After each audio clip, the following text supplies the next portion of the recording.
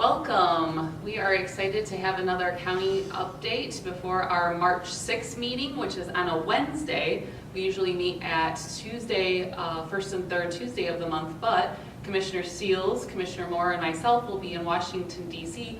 representing Kalamazoo County at the National Association of Counties Legislative Conference, where we will have meetings with Representative Upton, Senator Stabenow, and Senator Peters.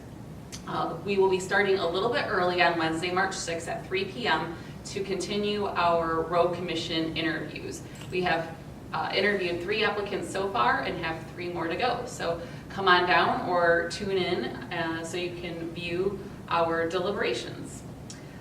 We also will be giving an update on our county advisory and county authority board process, and I encourage the public to go to calcounty.com to look at our website of current openings. We're always needing different citizen positions, so you can tune in then and check our website frequently because it's constantly changing. Commissioner Seals, thank you for joining us. This is Commissioner Michael Seals, and he's going to give a little bit of our agenda update as well. Thank you, Julie, Chairwoman. Glad to be here today, and I'm represent District 4, which is Kalamazoo Township and parts of Kalamazoo City. My discussion is going to be about the County Services Building. As most of you have seen lately from our last meeting, that we're getting ready to pick a site between the 2 sites that we have available. And it's possible that we may be discussing that at our next meeting, but we're still waiting for more information to come forward. Also, while we were at our strategic planning meeting, we discussed the possibility of having anti-racism and anti-bias training for the commissioners, for the Board of Commissioners in the near future. So we're hoping to have that discussion this March 6th, and hopefully we'll get some input from citizens that would like to talk to us about it. That's right. Thank you, Mike. We're also going to be talking at the 7 o'clock meeting about something very exciting and near to my heart, the Vicksburg Mill Transformational Brownfield project. And we've talked about this a little bit before, but this is the final application that we're putting into the state.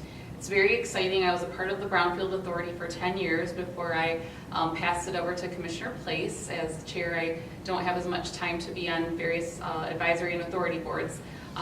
But it is a very exciting project down in Vicksburg, South County. The proposal is 221 full-time jobs. On top of that, there will probably likely be 75 to 100 construction jobs, which is very exciting. And my hat goes out to Chris Moore and Paper City Investments. They are going to be putting in $60 million, that's $60 million of private funding to reinvest and reinvigorate that area. People have asked me, well, how are you going to sustain this with just a brewery? I'm here to tell you it's much more than just a brewery. It's a brew pub incubator where they'll bring in entrepreneurs and people will be able to utilize some of their very expensive equipment and learn some of the best practices of the brew making process. They will have a very large event space, hopefully some outdoor staging areas. If you think about Austin South by Southwest or Chicago Lollapalooza, that's how big and exciting this project is going to be. They also will probably have various food and beverage production areas and a residential facility with some on-site living space, both for people in the community as well as employees.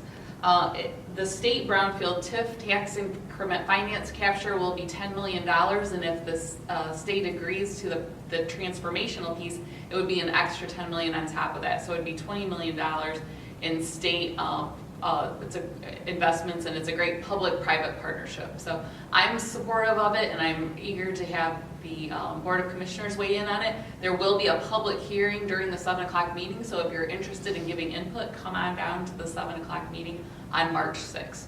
Again, thank you so much for joining us. We'll be giving these updates bi-weekly, so tune in and check out the website for more detail.